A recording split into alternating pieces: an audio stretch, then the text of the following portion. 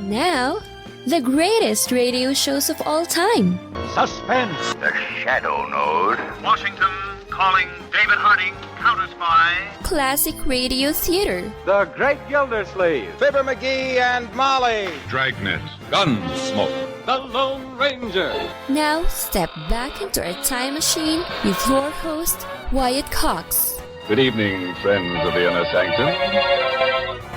It's time to head out to the Wild West, to Dodge City, Kansas, and an episode of Gunsmoke, starring William Conrad as Marshal Matt Dillon. This episode is from January 6th, 1957, and this episode is entitled The Devil's Hindmost. Has to do with, well, an abusive husband.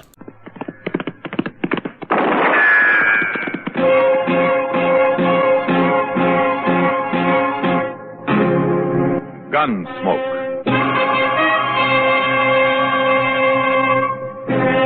Around Dodge City and in the territory on West, there's just one way to handle the killers and the spoilers, and that's with a U.S. Marshal and the smell of gun smoke.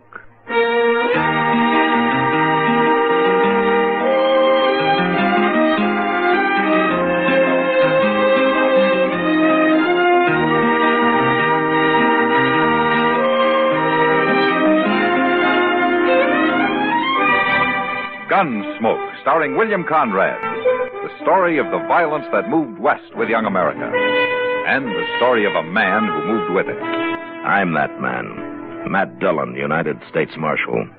The first man they look for and the last they want to meet. It's a chancy job, and it makes a man watchful. And a little lonely.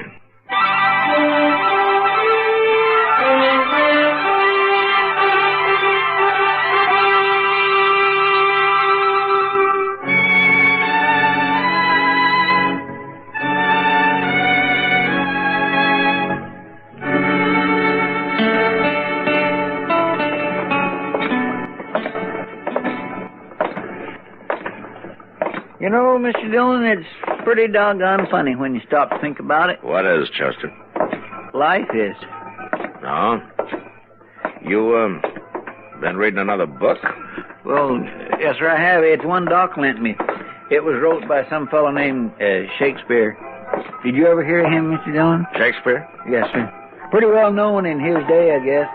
He died, though, quite a while back, according to Doc. Yeah, so I understand, Chester. He don't use English too good. He's one of them foreigners, so it makes it kind of hard to follow him, you know. But I'll say one thing, Mr. Dillon, he sure does call the turn on the way people act. Is that so?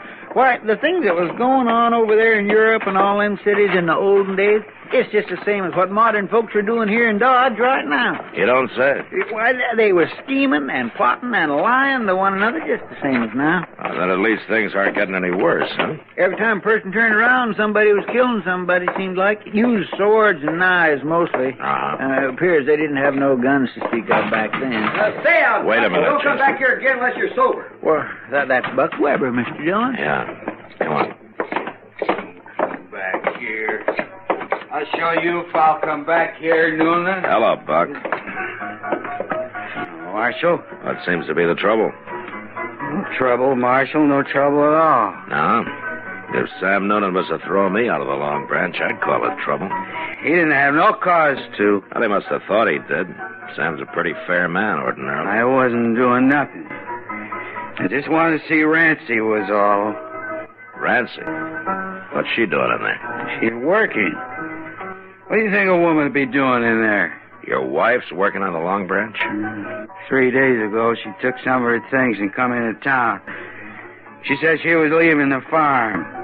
She was leaving me. Wouldn't come back no more. Oh, Buck, you know how a woman is. She'll say a lot of things when she's mad. Now, Rancy, she ain't like that.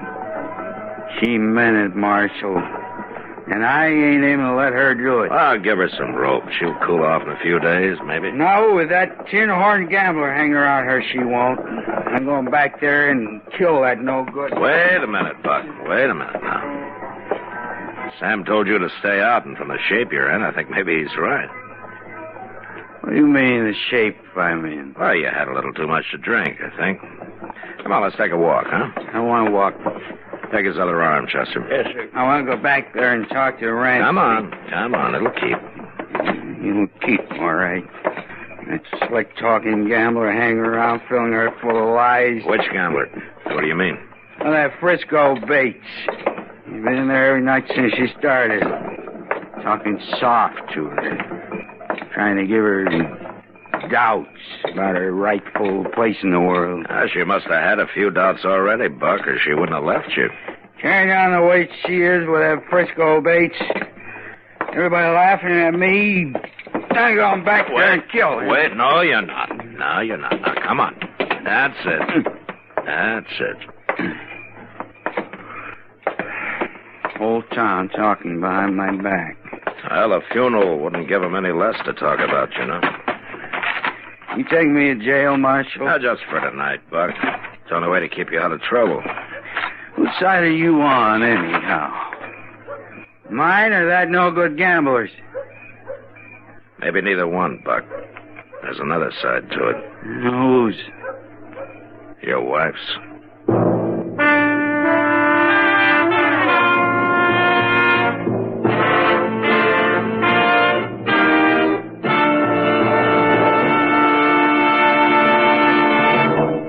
From January 6, 1957, Gunsmoke on Classic Radio Theater. And you're listening to Classic Radio Theater on your favorite station. If it was not for director Norman MacDonald and writer John Meston, the entire genre of adult Western might not have occurred for a number of years. The radio show ran from 1952 until 1961, 20 seasons on television, and at least one of our listeners has written saying that they agree with me, that the radio show is much more authentic and much more pleasurable than the television show ever was.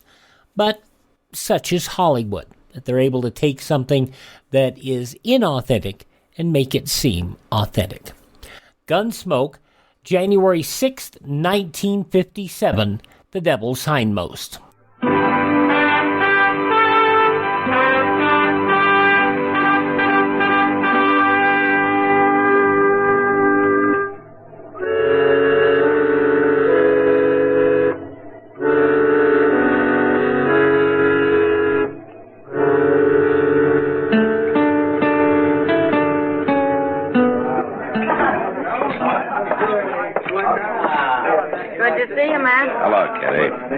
You might be going to pass us up this evening. That's hard to break the habit. Kitty, I understand Rancy Weber's working here now. That's right, Matt. She started 3 nights ago. Is she around? She'll be back in a minute. Right now, she's crying. Oh? Yeah, her husband came in drunk and mad a while ago and started abusing her. Yeah, I know. I just locked him up for the night. I'm glad you did, Matt. Buck Weber could be real mean if he got started. I'm afraid he's already started, Kitty. What about this Frisco Bates? Oh, so that's it. I told Rancy the talk would get around. Anything to it? I don't think so. Not really. Buck's got the idea there is. Well, he's a touchy one, Matt. He's awful hard to figure. Yeah, I know. I hated to see Rancy start here, but she told me she'd left him. She didn't have a cent to her name. I thought she might be better off here than some of the other places. At least I can sort of look after her. I'm sorry, Kitty. I shouldn't have acted like that. Oh, good evening, Marshal. How are you, Rancy? Oh, if you two will excuse me, I better look after a couple of things. Yeah, sure, Kitty.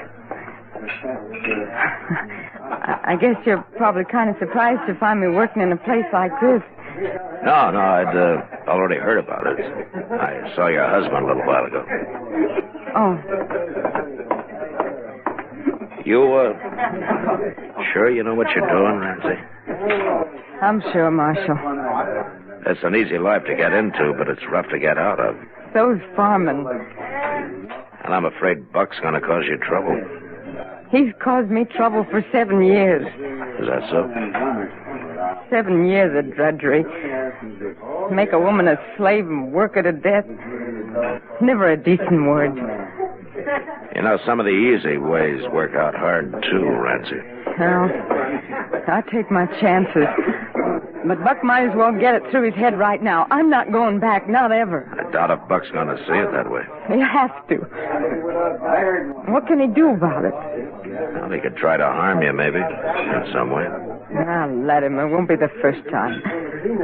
There's nothing Buck likes better than hitting a woman. Unless maybe it's a young one.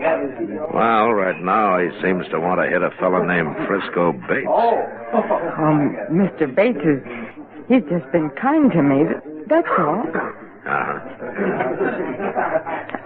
You know, men like him are new to you, Rancy.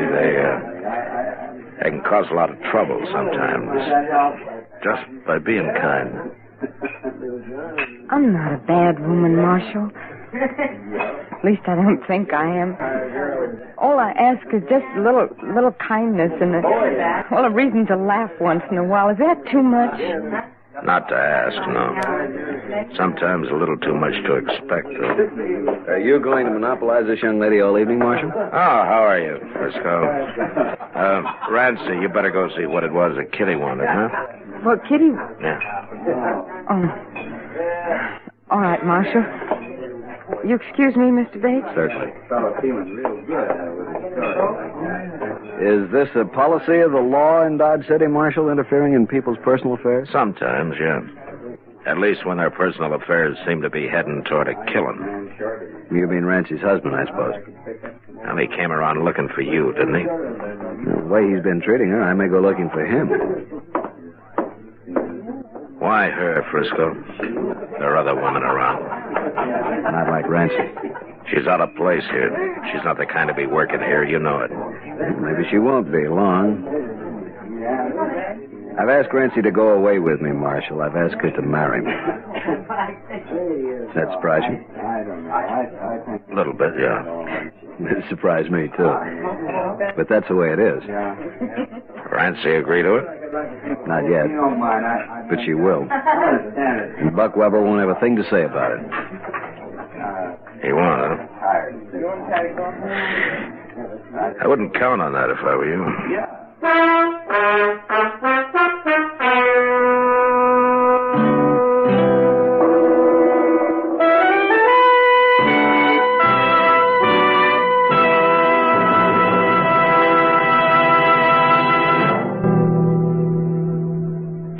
Here's a word that millions of people in Europe fear. A word as destructive and deadly as a weapon. It is hunger. Many millions knew it during the war and know it still. One of the best ways we can help is by sending food parcels through CARE. CARE sends food and clothing packages which provide more per dollar than individuals can supply any other way. For instance, one food package costing $10 contains 24.5 pounds of food. CARE guarantees delivery of this food package to any individual or group in 11 countries in Europe and in Israel and Japan. So if you want to send a food package overseas, just mail $10 to CARE. Give your name and address and the name and address of the person the package is going to. Help care for them through CARE. Remember, you can send more for less through CARE.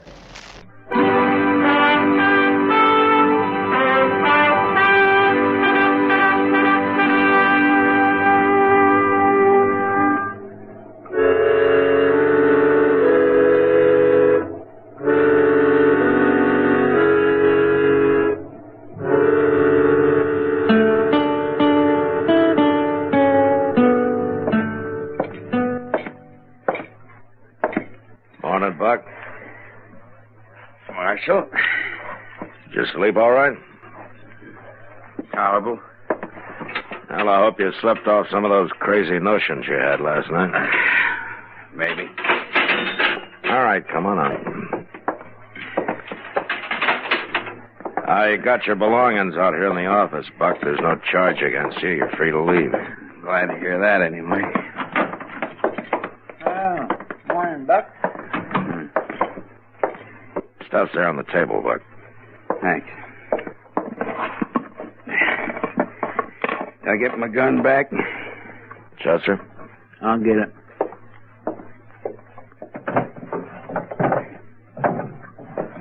There you are, Buck.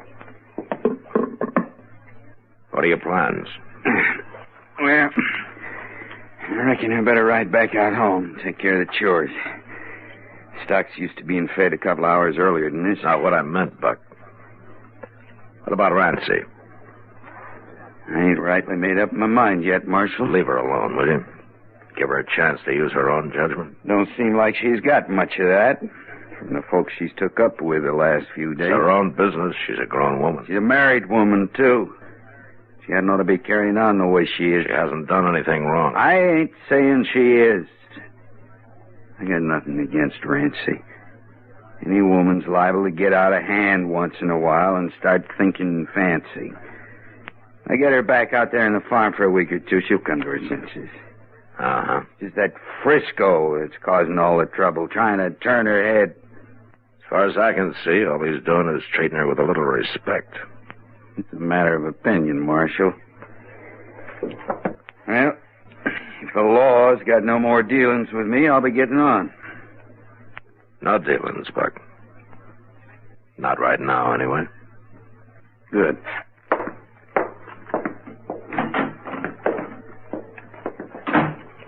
That fellow was born under a bad star, Mr. Dillon. Yeah, you may be right, Chester. He lives mad and he's going to die mad. You just wait.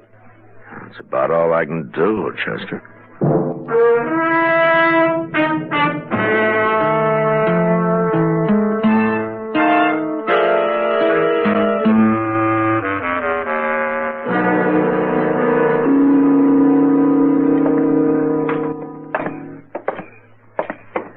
You know, Matt, the best time of day is at night.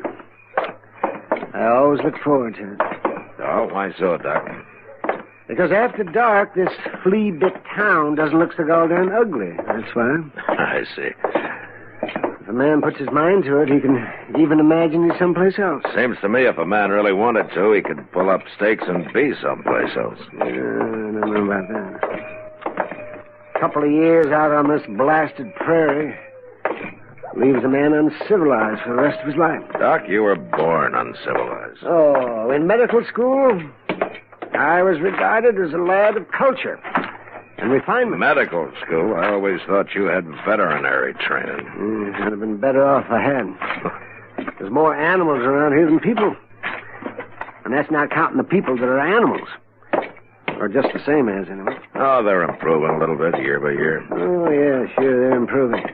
They're all for themselves, and the devil take the hindmost. That's what. Human nature doesn't change, Matt. Well, that's what Chester thinks, since you started him reading Shakespeare. It won't do him any harm. Come on, Doc. It's over back of the Dodge House, I think. Yeah, you say civilized, huh? Oh, sure, yeah. Yeah, improving. People shooting each other all the time and bullets flying around. Come on over this way. Yes, nobody dying in their beds. Oh, yes, they're civilized. Yeah. Over here, Mr. Dillon! Somebody fired through the window in the Frisco Bates room. They must have been hiding out here in the dark somewhere. All right, come on. We can get in through the back door. Yes, sir. Will you stand back, please? Stand away from the door, will you? All right, go on in, Doc. Chester. Good. It's the first room, Mr. Dillon. Right here at the corner. Uh-huh. Quiet. From Mr. Dillon. Well, good Lord, Matt. Yeah. All right, take over, will you, Doc? I got some dealings with a man.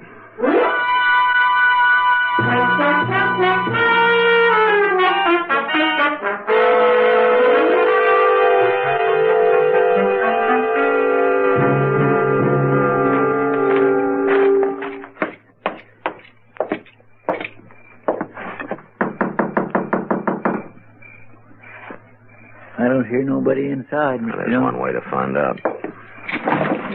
All right, hold it, Buck. Why, Marshal, I thought I heard somebody knock. You did. Been doing some shooting, huh? No, I was just cleaning my gun. Sit down, Marshal. I'll clear this stuff off the table. Never mind, Buck. Here, let's have a look at that pistol. What for? Well, there have been 3 shots fired here. Oh, this is going to get ugly, don't you know? Or it should, but it won't. We'll see. January 6, 1957, Gunsmoke on Classic Radio Theater. One of the goals of this show is to give historical reference to the way things were as opposed to the way things are today. That's one of the goals. History, right here on Classic Radio Theater on your favorite station. Mike Lindell, the inventor and CEO of MyPillow, wants to give back to listeners. You can get great discounts on all MyPillow products if you go to MyPillow.com. Click on the radio listener special. Deep discounts on all MyPillow products, like the buy one, get one free special on Giza Dream Sheets.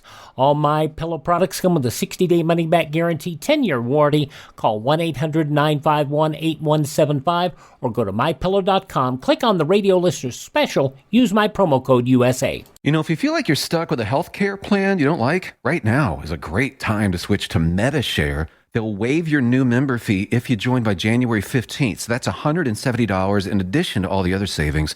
The typical family saves $500 or more per month. And MediShare has double the customer satisfaction rate when compared to health insurance. Double. Again, join by January 15th and save even more. Call 833-34-BIBLE. That's 833-34-BIBLE.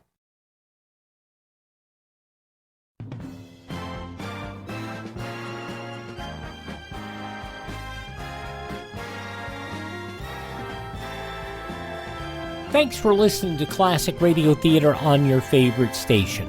We always talk about the good old days, but we realize, especially with episodes of Gunsmoke like this from January 6, 1957, that things weren't always that good in the good old days. The conclusion now of Gunsmoke and the Devil's Hindmost. Yeah, I forgot there was a coyote bothering around this morning. There were 3 shots fired in town tonight back at the Dodge House. That's so. And a half a dozen people saw you running away from there right afterwards, Buck. Why, I ain't been out of the house since dark. Huh? And somebody's been riding one of your horses pretty hard, still lathered. You don't say. Way I figured, Buck, you waited outside Frisco's window till you saw the lamp lit and a shadow on the blind, then you fired through the window and ran for your horse. That about the way it was? Yeah. Just about. And you're under arrest for murder. There won't nothing come of it, Marshal. When a man's wife's being bothered, there's an unwritten code. There's no code about killing from ambush. Well, you had it coming to him. The jury will see it that way. He was trying to get her to run away with him. Everybody in town knew about it. They didn't know she'd made up her mind not to do it. What do you mean? She told Kitty tonight. And she went over to tell Frisco, but he wasn't in. The clerk of the Dodge House gave her the key to Frisco's room so she could go back and wait for him. What are you saying, Marshal? It was Rancy who lit that lamp tonight. It was her shadow on the blind. Well, then I... That's right, Buck. She's dead. And juries don't have much sympathy for men who kill women. You're gonna hang, Buck. Just as sure as shooting.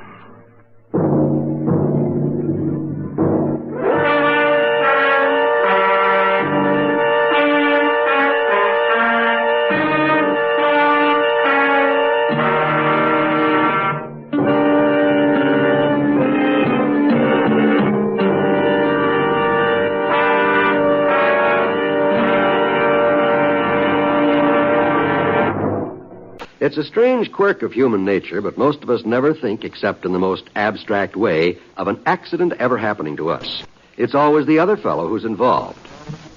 But nevertheless, accidents go right on happening at an ever-increasing, alarming rate. And it can't always be happening only to the other fellow. For instance, 1 out of 5 families will have a traffic accident this year. Think of that. And how can you be sure you won't be that one? Well, there's one way of piling up some percentages in your favor. A few simple precautions will guarantee better accident odds for your family. For one thing, remember it's not always easy to stop quickly in wet weather. Drive so that you can stop when and if you want to. And always drive with a clean, clear windshield. There are a great many safety precautions, and for the most part, it's simply a matter of applying common sense to driving. Just remember to drive as if your life depended on it, because it does.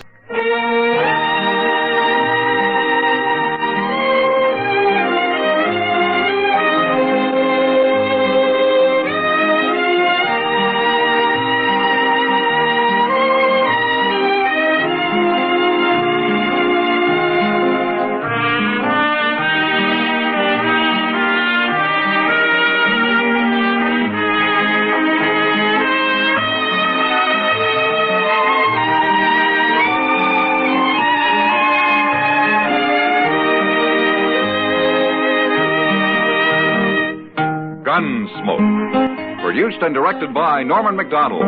Stars William Conrad as Matt Dillon, U.S. Marshal. Featured in the cast were Parley Bear as Chester, Howard McNear as Doc, and Georgia Ellis as Kitty. George Walsh speaking.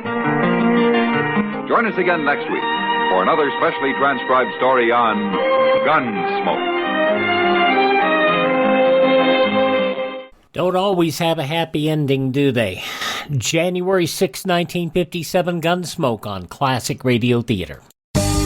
What does it mean to be an American? Just what are our American values? Working hard to succeed, loving God, country, and family, being honest, strong, and compassionate. Supporting our Constitution and recognizing that we are blessed to be living in America, the greatest country in the world. Our Bill of Rights protects us, our freedoms of worship, speech, and privacy, our right to own firearms, our right to trial by jury, our right to be free, to live our own lives without some bureaucrat telling us what to do. Most countries don't have these rights. Want to know more? It's all there in the book. Get your own free book, The U.S. Constitution and the Declaration of Independence. Then read it again, and this time share it with your friends. Our great Constitution is the basis of all of our freedoms, our inalienable rights. Get your own copy at freeusbook.com. Brought to you by the American Media Council.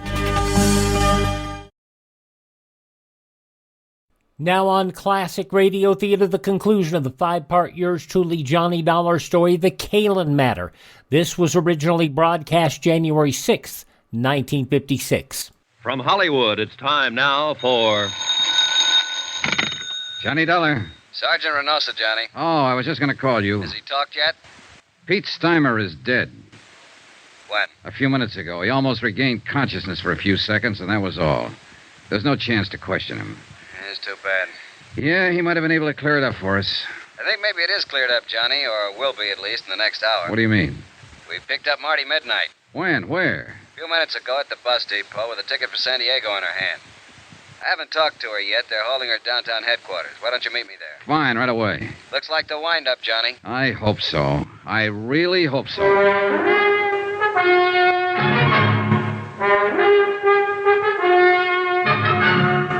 Tonight and every weekday night, Bob Bailey in the transcribed adventures of the man with the action-packed expense account, America's fabulous freelance insurance investigator. Yours truly, Johnny Dollar.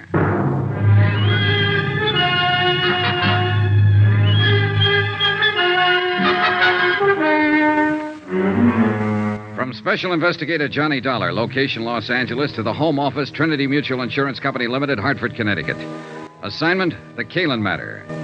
Expense account, final page.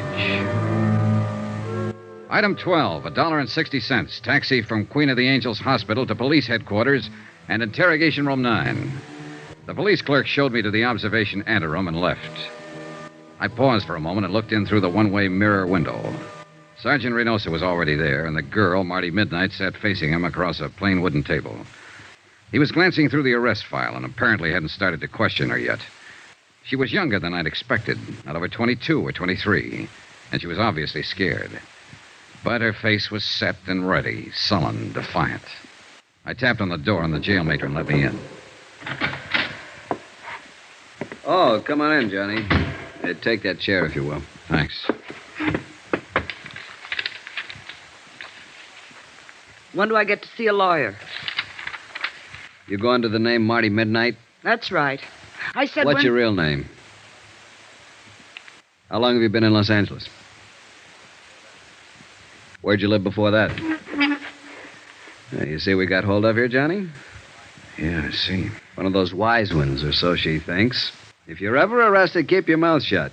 Somebody told her that back along the line. She thinks it's good advice. I want a lawyer. Don't talk. They can't pin anything on you. She believes it. She'll probably still believe it right at the door of the gas chamber. I haven't done anything. You gotta let me see a lawyer. It's a law. You'll see one at the usual time. I know that law, too, Marty. And you're not being deprived of any of your legal rights. What's your real name? Well, then I guess we'll have to contact your folks and see if they have any influence. Contact my folks? Who are they? Go on, tell me. Well, let's see. Oh, yes, Mr. and Mrs. John R. Jack Lyon of San Diego at 426... How did you find out? And your name is or was Jean Luann Jackline. Don't let my folks know, please. I'll talk, Sergeant. I'll answer anything you want to know. If you just won't use my real name. If you won't let my folks find out, please. Suddenly, she was just a frightened kid. Not a hard-boiled little chorus pony, a nightclub stripper, but only a scared girl who didn't want her folks to find out. She kept her head down, and she answered Reynosa's questions, her eyes lowered like a repentant school kid who had been caught playing hooky. Then I remembered. The charge here was murder. Did you know that Eddie Caylin was married when you started going around with him? Not at first. And later you found out, but you kept on going with him. Well, he said he was getting a divorce. He said he'd been trying to get free of his wife for 6 months, but she wouldn't let him. Did you believe that? Well, yes. I don't know. I didn't until he came here that night. He said we're going to run away to Mexico together. The night he killed Mike Kelso? Yes, but I told you I didn't know about that until 2 days later. And it was self-defense, honest. Mike was trying to hold him up to get back the money Eddie won in that poker game. It was self-defense. Then why did Eddie go into hiding? Well, I told you that, too. It was his chance to get away from Lila. And... Where were you going when the police arrested you over there in the bus station? San Diego. To my folks. Nobody here ever knew me by any name except Marty Midnight. I didn't think you could trace me. And you didn't want to be traced? Well, of course not. I came back and saw the police car at my apartment, and then I knew you'd found Eddie. I didn't want to be mixed up in it. Why'd you kill him? Marty? Kill who? Eddie. It wasn't Eddie. It was Mike Kelso. Eddie's the one who killed him in a fight. I told you that. It was... Oh, but you know it wasn't Eddie. You picked him up at my apartment, didn't you? Yeah, sure. We picked him up. In a basket. What? He's across the street to the morgue. Why'd you kill him, Marty? I didn't kill anybody. I didn't know Eddie was dead. I was coming home and I saw the police car. I thought you'd found him, that's all. I didn't know he was dead. I didn't kill him. You gotta believe me. I didn't know anything about it, Honest. Marty Midnight. Sharp, hard, tough. A striptease dancer who'd been around, knew all about it. Marty Midnight. A scared, sobbing little child. Honest.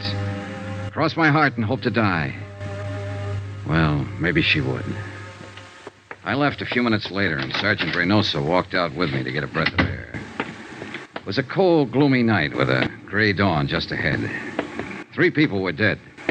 And in the great stone building we walked out of, the machinery was grinding away, getting ready to take the life of a 4th one. Well, I guess I better get back inside, Johnny. You all right, Sergeant? The lab boys are making a paraffin test. You know, it's too bad. She's just a kid. Yeah. I was hoping it'd be Topo Leanley. That I'd love. He's long overdue. Well, he's still on the loose. It's a kid up there. You know it, and I know it. And anything else is just wishful thinking. That witness saw her leave, saw her wipe off the gun, throw it back into the apartment. Yeah, I know. Well... Where'll you be, Johnny? The hotel? Oh, not for a while. I'm going to stop by Lila Caylin's. At this time of night? Oh, she'll be waiting up. I promised her I'd see her and tell her what happened. She's, taken quite a beating out of this mess.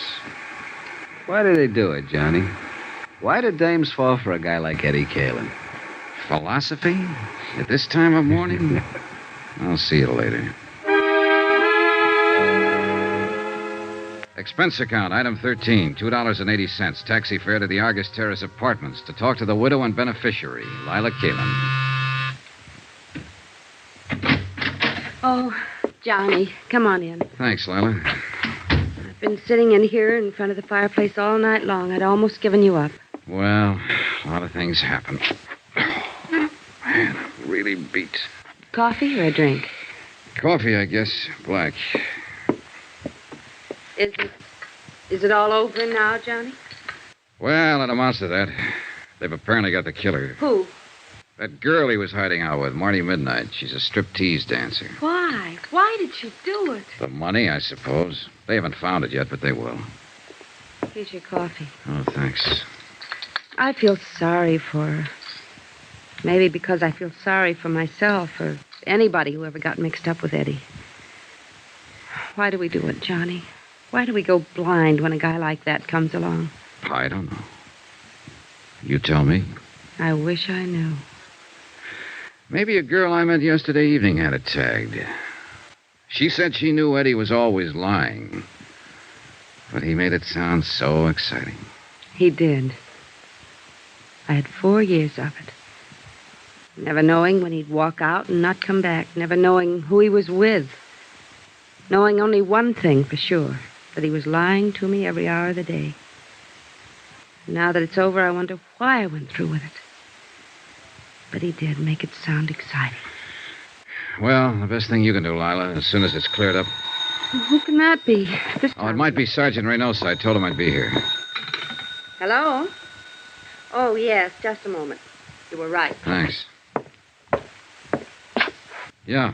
Hold on to your hat, Johnny. It's wide open again. What do you mean? That paraffin test, negative. What? Marty Midnight hasn't fired a gun in the last 2 days. She was telling the truth, witness or no witness. So it looks like Topo Leanley's a boy. Sergeant, wait. Huh? What was Marty wearing when they picked her up at the bus depot? Why, well, the same thing she was when you saw her. Skirt and sweater. Did she have a coat on? A short jacket. What are you getting at? Hey, Johnny, you still there? Sorry, I was thinking, and it figures.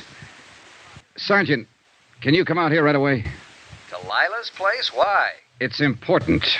Believe me. All right, Johnny, right away. What was it, Johnny? Lila with the coal black hair. It's beautiful. Well, thank you, Johnny. Pepita has black hair, too. And Marty Midnight. Eddie only liked dark-haired girls. But Marty didn't have a white raincoat. I'll bet you do, though. What? Where is it? Here in the closet? Johnny? Uh-huh. What's this all about? A witness saw a girl leave Marty's apartment right after the shots. But it was dark, and all the witness could make out was the black hair and the white raincoat. What do you mean? The witness saw the girl wipe off a gun on the front of her coat, then throw it back into the apartment and run. There are smudges on your raincoat, Lila. It's grease off the door of the car. Supposedly, you haven't been out of this place since I talked to you yesterday evening. But it hadn't started to rain then, and the coat's damp. Why did you kill him, Lila? You're out of your mind, Johnny. It's no use, honey. Reynosa's on his way out here. They'll make a paraffin test and prove you fired a gun. They'll probably dig up the taxi driver who took you out there. They'll search the place here, find the money. Was that it? The money? Was that why you killed him? No. I didn't mean to. When I went out there. Yesterday evening while I was talking to you, I suddenly wondered if it might not have been somebody else's body in that car. I knew about Marty Midnight, of course. I knew about all of them. After you'd gone, I went out there. Waited until I saw Pete Steimer leave. Finally, Marty. And I forced my way in. So? And Eddie was furious. We argued and fought. Eddie drew a gun on me. He threatened me. We struggled. So that's going to be your pitch, huh? Plea of self-defense. That's it, Johnny. Self-defense.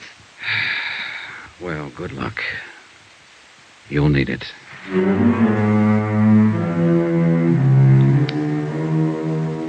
Expense account item 13, $263.35. Incidentals, etc. in Los Angeles and plane fare back to Hartford.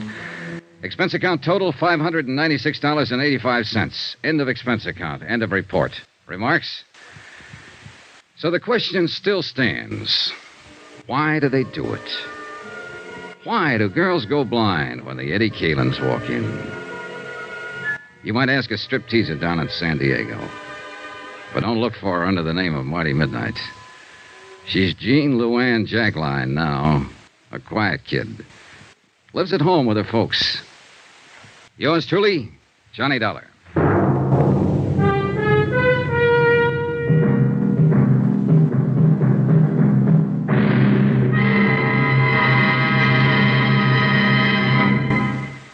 Now, here's our star to tell you about next week's intriguing story. Next week, the case of a beautiful girl who refuses to see the man she loves as he really is. A killer. Join us, won't you? Yours truly, Johnny Dollar.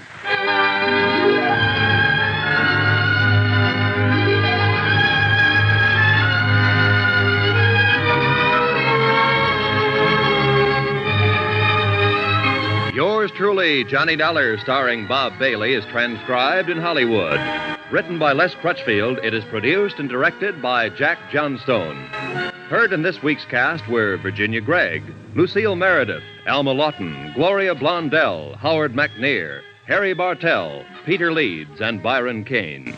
Musical supervision by Amerigo Marino.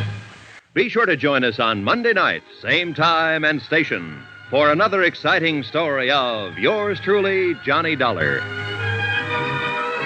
This is Roy Rowan speaking.